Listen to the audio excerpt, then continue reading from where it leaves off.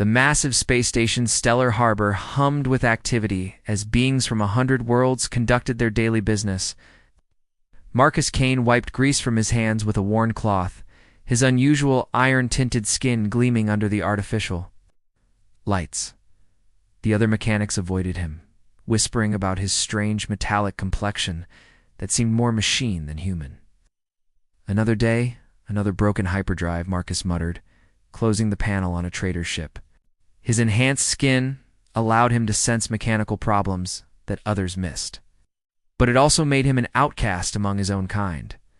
The docking bay's atmosphere shifted as an elegant transport descended from the upper levels, sleek and crystalline.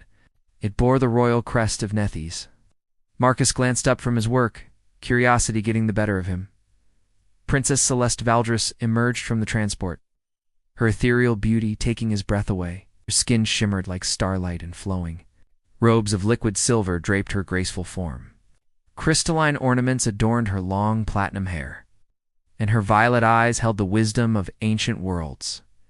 She approached the nearest mechanic, speaking in her melodic voice. "My ship requires immediate attention. The quantum stabilizers are fluctuating." The human mechanic stammered nervously. "I'm sorry, Your Highness, but that's beyond my expertise. Perhaps Marcus over there could help. He has a gift with alien technology." Celeste's gaze fell upon Marcus, and her expression immediately soured.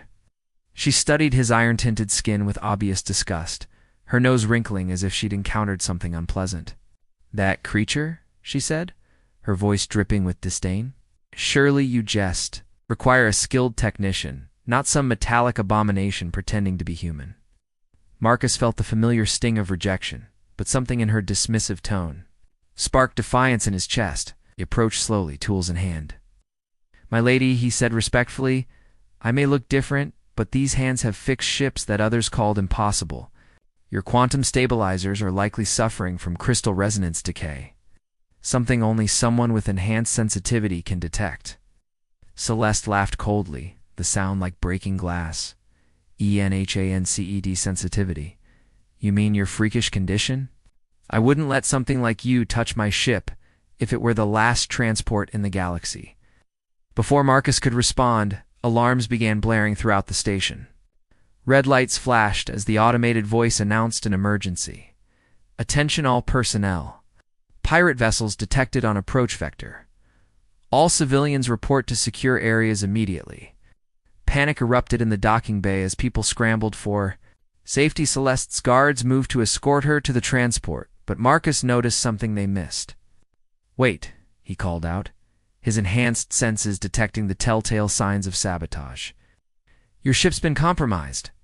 Someone's planted an electromagnetic pulse device in the engine compartment." Celeste hesitated, torn between her prejudice and the growing danger. Explosions echoed through the station as pirate ships breached the outer defenses. "Why should I trust you?" she demanded, even as her own guards looked uncertain. Marcus didn't wait for permission.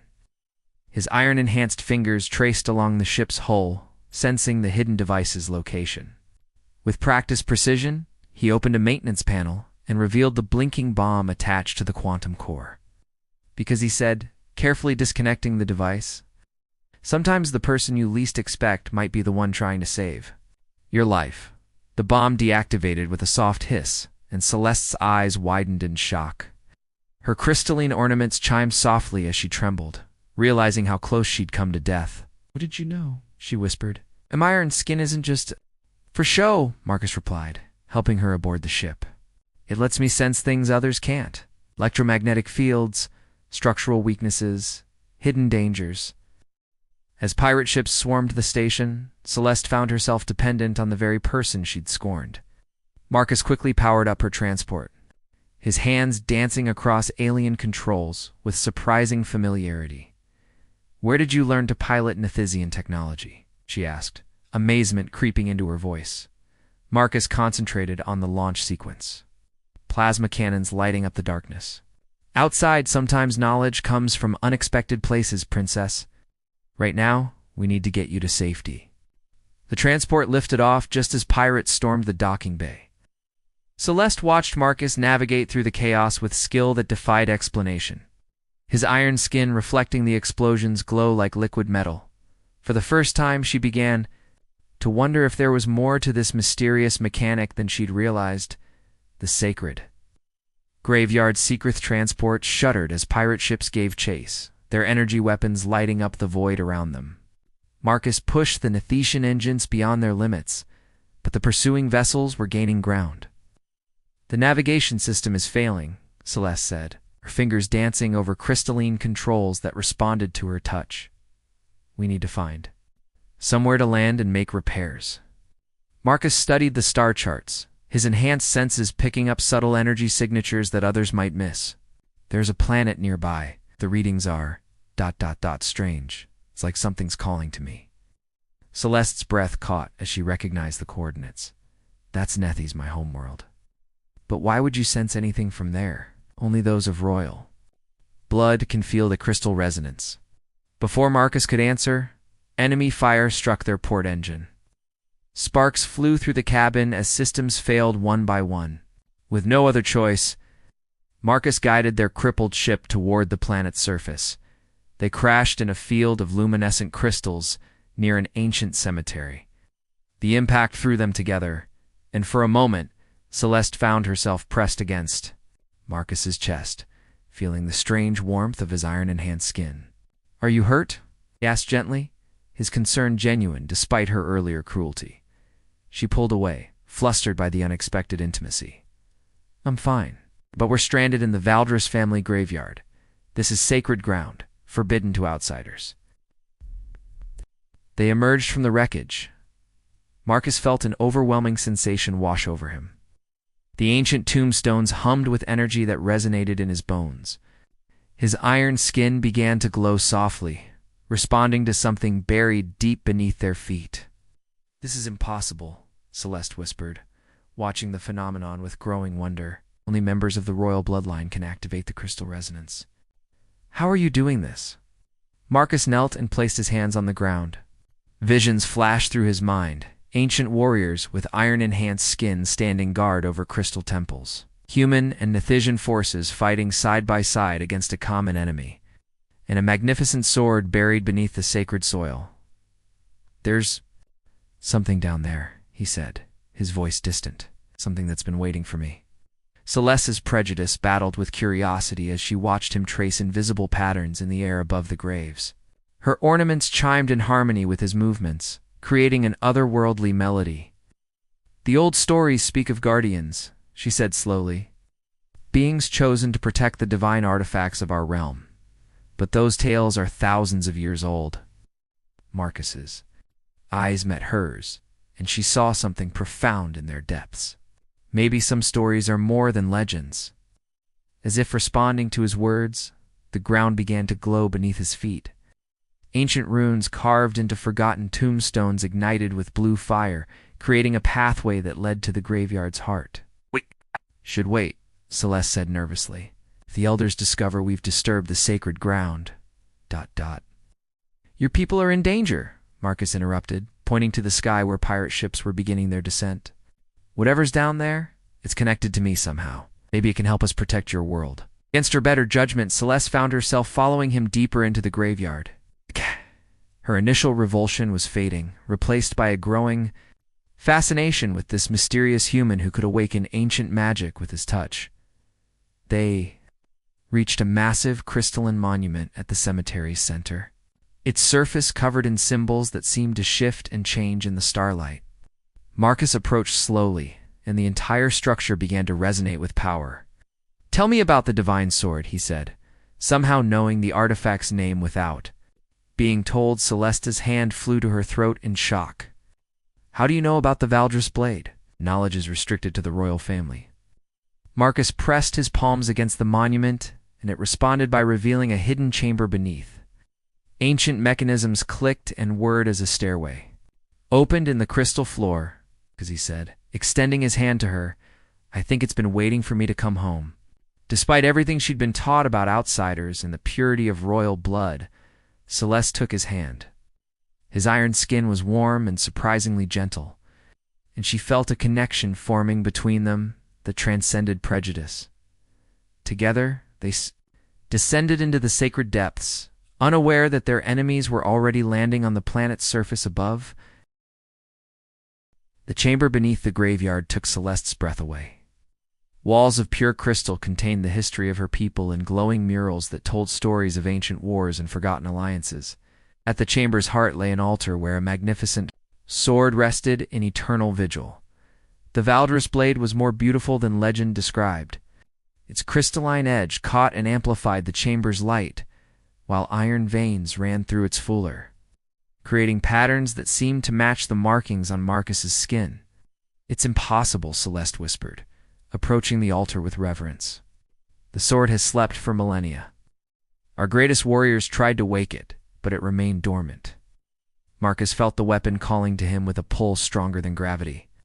His iron skin began to resonate with the blade's energy, creating harmonies that filled the sacred space with ethereal music. "Maybe they weren't the ones it was waiting for," he said, reaching toward the hilt. "Stop!" Celeste grabbed his arm, her touch sending unexpected warmth through both of them. "The legends say only one of pure Valdris blood can wield the divine sword. If you're wrong, it could destroy you." Their eyes met in the crystal chamber's glow, and Marcus saw something new in her violet gaze. The contempt had faded, replaced by concern and a growing attraction she was fighting to deny. "Then trust me," he said softly, his free hand gently caressing her cheek. "Trust that maybe there's more to this than either of us understands." Before she could protest further, his fingers closed around the sword's hilt. Power exploded through the chamber as ancient magic recognized its chosen guardian. The blade ignited with brilliant light that merged iron and crystal into something greater than either element alone. Visions flooded Marcus's mind, showing him the truth of his heritage. Centuries ago, human guardians had been chosen to protect the crystal realms, their bodies enhanced with living metal that could channel divine power. The bloodlines had been scattered across the galaxy, but the connection remained. "You're one of them," Celeste breathed, watching his transformation. In awe, a true guardian of the ancient compact. The sword's awakening sent shockwaves through the planet's crystal network, alerting every sensitive being to its return. Above ground, Captain Nexus and his pirates felt the disturbance and began their search for its source. "We have company," Marcus said, the blade granting him enhanced awareness of approaching threats. "Your enemies have found us." Celeste's hand found his, her fingers intertwining as she channeled her own crystalline powers through their connection. "Then we fight together, Guardian." As it should be. He emerged from the chamber to find the graveyard under attack. Forces had surrounded the sacred ground, their weapons glowing as they prepared to desecrate the ancient site in their search for the divine artifact. Captain Nexus stepped forward, his scarred face twisted with greed. "Surrender the sword, princess, and I might let you live to see your world's conquest." Marcus raised the Valdris blade, and it sang with power that made the very air shimmer. "The only thing you'll see is defeat." The battle erupted with explosive fury. Marcus moved like liquid lightning, the divine sword cleaving through energy shields and armor with equal ease. His iron skin deflected incoming fire, while Celeste wove protective barriers of crystalline light around them both. Working together, they were magnificent. Marcus's earthborn determination combined with Celeste's ethereal grace created a fighting style that their enemies couldn't counter. Where he was strength and endurance, she was speed and precision. In a moment between attacks, their bodies pressed close as they took shelter behind a crystalline monument. Celeste's breathing was rapid, her skin flushed with exertion and something deeper. "I was wrong about you," she whispered, her lips inches from his. "Forgive me." Marcus's hand tangled in her platinum hair, drawing her closer. "There's nothing to forgive. Both had to learn who we really are." Their kiss was electric, merging human passion with alien grace in a way that sent power crackling through the very air around them. Ow. The divine sword pulsed with their combined energy, growing brighter as their connection deepened. But their moment was shattered as Nexus rallied his forces for a final assault. More ships descended from orbit, bringing overwhelming numbers that even their united power might not be able to stop. "This isn't over," Marcus said, raising the blade as enemies surrounded them. Whatever happens, we face it together. Celeste nodded, her own powers flaring as she prepared for the battle that would determine not just their fate, but the destiny of entire worlds. Battle for the Crystal Throneth. Final battle raged across the sacred graveyard as waves of pirates crashed against the combined might of Marcus and Celeste. The divine sword blazed in the human guardian's hands, while crystalline barriers rose and fell around them like defensive waves. "There are too many," Celeste gasped, her powers beginning to wane after hours of continuous fighting. Blood trickled from a cut on her forehead, making her appear even more ethereally beautiful in the sword's light. Marcus pulled her behind a shattered monument. Their bodies pressed intimately together as energy blasts scorched the air above them. His iron skin was hot from absorbing countless impacts, and she could feel his heart racing against her chest. "I won't let them take you," he said fiercely, his free hand cradling her face. "Or your world." She leaned into his touch, no longer caring about the differences that had once seemed so important. "Marcus, there's something you need to know. The sword isn't just a weapon. It's the key to the Crystal Throne's defense system." Around them, the battle intensified as Nexus's forces closed in. The captain himself strode forward, a massive energy cannon charging in his mechanical arms. Touching," he sneered, his voice carrying across the battlefield, the princess and her metal pet playing at being heroes. "Surrender now, and I'll make your deaths quick." Marcus rose from their shelter, the Valdris blade humming with increasing power. "The only one dying today is you." He charged forward, but Nexus was ready. The energy cannon fired a beam that would have vaporized a normal human. Instead, Marcus's iron skin absorbed the blast, channeling it through his body and into the divine sword. The weapon exploded with light that turned night into day. When the brilliance faded, Marcus stood transformed. His iron skin had become living metal that flowed like liquid mercury, and the sword had integrated with his very being. "Possible," Nexus breathed, backing away in fear. Celeste felt tears of wonder streaming down her face.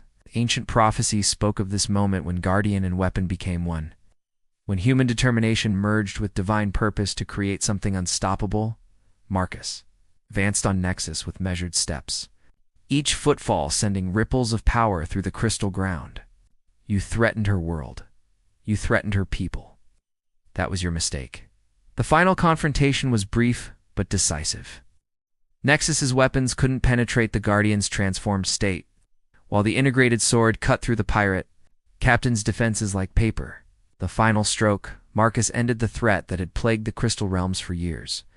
As Nexus's forces fled in terror, Marcus turned back to Celeste. The sword separated from his body, its mission complete. While his iron skin gradually returned to its normal state, she ran to him, throwing herself into his arms with abandon. Their lips met in a kiss that tasted of victory and promise, while around them, the graveyard's crystals sang in harmonious celebration. "The defense grid," she whispered against his mouth. "The sword's awakening has activated our planetary shields. Nexus's remaining ships can't escape." Marcus held her close, marveling at how perfectly she fit in his arms. "It's over then. Your people are safe." "Our people," she corrected, her violet eyes shining with love. "If you'll have us." "If you'll have me," he answered with another kiss, deeper than the first, their bodies molding together as if they'd been made for this moment. Her crystalline ornaments chimed softly in the breeze, creating a melody that seemed to celebrate their union. "I love you," he said simply, the words carrying the weight of absolute truth. "And I love you, my guardian," she replied, her prejudices finally washed away by the tide of genuine feeling. As they held each other in the crystal light, neither noticed the ancient runes on nearby tombstones beginning to glow with new purpose. The divine sword's awakening had triggered more than just planetary defenses. It had awakened an even greater destiny that would unite not just their hearts, but their entire civilizations in ways they had yet to imagine. The greatest adventure was still to come. 3 months after the battle at the sacred graveyard, Marcus stood in the crystal palace of Nethys, watching the sunrise paint the sky in shades of violet and gold. The divine sword rested in a place of honor behind him, but its true power now resided in the bond between two hearts. "You're awake early," Celeste said softly, approaching from the bed they now shared. She wore a gossamer gown that caught the morning light, and her platinum hair fell in waves around her shoulders. Marcus turned to embrace her, marveling as he did each morning at the miracle of her love. "The Earth delegation arrives today. Wanted to make sure everything was perfect. Her wedding had scandalized some among the crystal nobility, but the divine sword's acceptance of Marcus had silenced most opposition. Those who witnessed the Guardian's transformation could no longer deny that love transcended the boundaries of species and worlds." "Nervous?" she teased, her fingers tracing the faint iron patterns that still marked his skin. "Terrified," he admitted, with a smile. "Presenting a human-alien alliance treaty is one thing. Convincing my own species to accept their new Guardian's choice of bride might be harder." Celeste's laughter filled the room like music, "and it's fortunate you chose such a persuasive bride." Their kiss was interrupted by a gentle chime, announcing visitors. Elder Thorn, the ancient keeper of Nethesian lore, entered with a delegation of crystal nobles. "Guardian Marcus, Princess Celeste," the elder said formally, though his eyes twinkled. "With warmth, the Earth ships have arrived ahead of schedule. They request immediate audience." Marcus felt Celeste's hand slip into his, their fingers intertwining with practiced ease. Together, they walked to the palace's great hall, where representatives from both worlds waited. The sight that greeted them was encouraging. Humans and Nethesians stood together, their initial suspicion giving way to curiosity as they examined each other's technology and culture. Children from both species played together in the courtyard, their laughter bridging gaps that politics couldn't. Admiral Sarah Morrison, Marcus's former commanding officer, stepped forward with a mixture of pride and disbelief on her weathered face. "Marcus Kane," she said, her voice carrying across the hall, "when you disappeared from Stellar Harbor, we never imagined we'd find you ruling a crystal kingdom with a fairy tale princess." Marcus squeezed Celeste's hand, drawing strength from her presence. "Not ruling, Admiral, serving as guardian of the ancient compact between our peoples." Elder Thorn produced an ornate scroll that glowed with inner light. The historical archives revealed the truth that was lost to time. Human guardians and crystal nobles once stood together against the darkness that threatens all life. That alliance ended the Shadow Wars and brought peace to this sector. Celeste stepped forward, her voice carrying the authority of royal birth and the passion of personal conviction. "We propose to restore that ancient bond. Human innovation combined with crystal wisdom, protected by guardians like Marcus who bridge both worlds." The negotiations that followed were complex but ultimately successful. Trade agreements were signed, cultural exchange programs established, and defense pacts ratified. But the moment Marcus treasured most came when Admiral Morrison pulled him aside. "You've found something special here," she said quietly. "Not just the princess, though she's remarkable. You've found your purpose." "I found love," Marcus replied simply. "Everything else followed from that." As the day wore on and agreements were finalized, Marcus and Celeste found themselves alone on the palace's highest balcony. The twin suns were setting, painting the crystal spires in brilliant hues, while the first stars appeared in the darkening sky. "No regrets?" Celeste asked, settling into his arms with the natural grace that never failed to captivate him. Marcus considered the question seriously. Months ago, he'd been a lonely mechanic, scorned for his differences and struggling to find his place in the universe. Now he was guardian of ancient powers, husband to the most beautiful woman in known space, and architect of an alliance that would reshape galactic politics. "Only one," he said finally. Her eyebrows rose in surprise. "Oh, I regret that it took us so long to find each other." Her laughter was cut short as he spun her around the balcony, her gown flowing like liquid starlight. When he set her down, they were both breathless and grinning. "I love you, Marcus Kane," she whispered against his lips. "My guardian, my husband, my heart. And I love you, Celeste Valdriskin," he replied, using her new married name for the first time. "My princess, my partner, my everything. Their kiss was witnessed by both suns and stars, blessed by ancient powers and sealed with promises that would endure across worlds and years. Around them, the Crystal Palace hummed with contentment, while in the distance, ships from both civilizations prepared to carry their alliance to the far reaches of space. The divine sword pulsed once with approval, then settled into peaceful slumber. Its work was done. Love had indeed conquered all realms, and the guardian it had chosen proved worthy of the trust placed in him. Marcus and Celeste held each other as night fell over their united worlds, their hearts beating in perfect synchronization. Whatever challenges the future might bring, they would face them together, protected by the greatest power in the universe, the power of love, that bridges all differences and conquers every fear. The end.